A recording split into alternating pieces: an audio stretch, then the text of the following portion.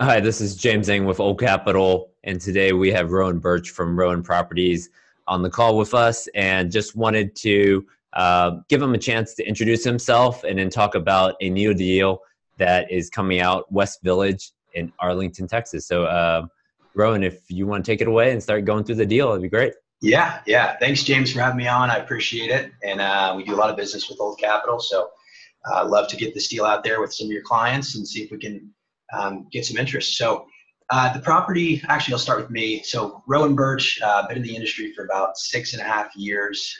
Started right out of college with a national firm, was there for about 3 years, and then came over to Rowan Properties about 3 years ago, so been here about 3 years as well. I've only done multifamily, strictly focused on investment sales, and predominantly at Rowan Properties, our business is majority B and C class properties in North Texas. So that's what we focus on. That's all we do is apartments. We've got a 6-member producer team over here, and this year has been a good start for us. To the year, we've done about 17 deals so far in the first quarter. And it's a record for us, about $120 million worth of value. So we hope to keep the momentum going and move on to West Village. So here you can see, this is a good kind of photograph of of how the property is laid out and how it sits. So the property is all pitched roof. It's all 1- and 2-story buildings, mostly brick exterior. So from a construction standpoint, it's very well built, in very good condition. And as you can see here, the roofs were actually replaced about 1.5 years ago. So as far as deferred maintenance goes, there's not really any big items that need to be addressed here at West Village.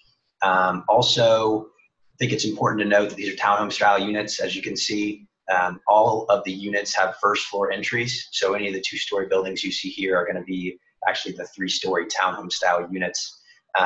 The building right there, kind of in the center right of our screen, is the standalone leasing office. So they have a small standalone leasing office there. And then we'll get to some other amenities here in a minute. But let's go to the next slide.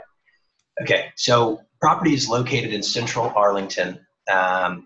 It's right off of Pioneer Parkway, which is the main east-west thoroughfare in central Arlington. It sits right between I-30 and I-20.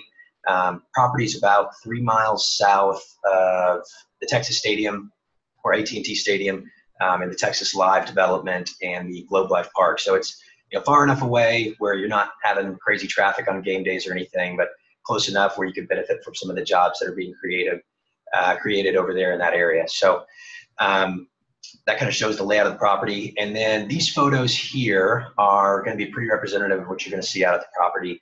The bottom left photo shows a typical interior. So about 95% of the units here have been renovated to this status, and that is going to be the vinyl plank flooring, resurfaced countertops, new appliances, new plumbing fixtures, new lighting fixtures, and hardware for the doors and cabinets.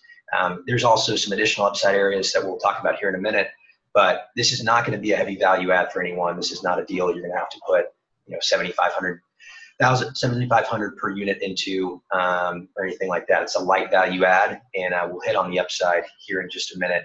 In the top right, can you go back one, Jim? So in the top right corner here, you have the pool. This is really their main amenity at the property right now. And I think there's some things you could do here to really take this up to the next level. Obviously, there's no pool furniture. There's an area kind of to the left of this picture where there's a perfect spot for a pergola and a grill area, and that's not something they've currently done. So let's jump to the next slide.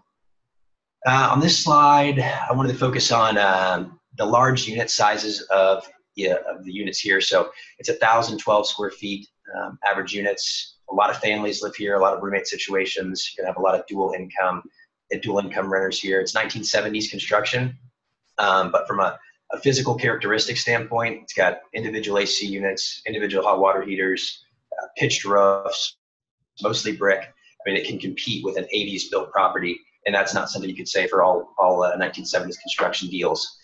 The other thing I wanted to point out here, and a lot of the upside on this deal, is the property currently does not charge back the tenants for any water or sewer, and they don't charge back for trash or pest control. So right now, the burden of all those bills is on the property, and so a lot of the upside is billing back those utilities, which is what about 95% of the competitors are doing in this area. So Let's jump to the next slide. So I'll talk about some ancillary income opportunities here in just a minute, but let's look at the rent comps here and the rent comp set. As you can see, we're sitting effectively today at $982 per unit per month and about 97 cents a square foot. This comp set is made up of all large average unit size properties. Predominantly, these are townhome style construction similar to West Village. And all of these have either had an upgrade program done to them or are in the process of going through upgrades. For this exercise, I want to focus on Belmont Place, which is a property that has been rehabbed. It's just down Arkansas, about 2 miles to the east of the property. And it's very, very similar, both on the average unit sizes, the interior finish out, and the amenity set that it offers to the residents. And as you can see, they're sitting at about $11.22 average rent and $1.03 a square foot.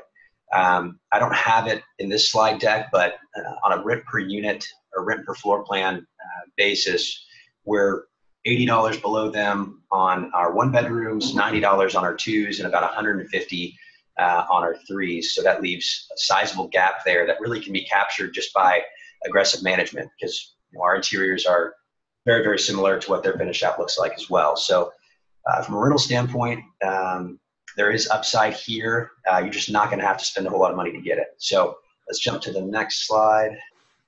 So yeah, this really lists a lot of the other opportunities. The biggest one being the implementation of utility build-back program, which is in the top left corner here. We assumed that a new buyer will go in and charge back the residents for 80% of the current water bill, $12 per month for trash, and about $5 per month for pest control. This is all supported by the competitive set that we have for this deal, and that generates about a $54,000 increase in income, and that's without any money being spent. So that's something you can realize, over the first 2 years as the rent roll turns over. Other items that we have identified are reserved parking and fenced-in yards. Reserved parking is something that we're seeing a lot these days with properties that just want to offer the residents another amenity. So we assumed about 33 of the units, about half the units would be implemented with this assigned parking spot, and that'll generate about $8,000 worth of additional revenue. And then on the west side of the property, there's a green belt, and we've identified some areas for fenced-in private yards there as well. And then in the top right corner, you'll see burn off of loss to lease. They just pushed their market rents in January, and they're having no issue at all getting those rents on new leases. So all the new leases that have been signed this year have been signed with those new market rents. So that additional burn off of loss to lease is something that will occur over the next 1 or 2 years. All these things taken into consideration, if you cap the additional income about a 6 cap, you're looking at about $1.5 million in additional value, and that does not include just pushing up the top line rents we discussed on the last slide.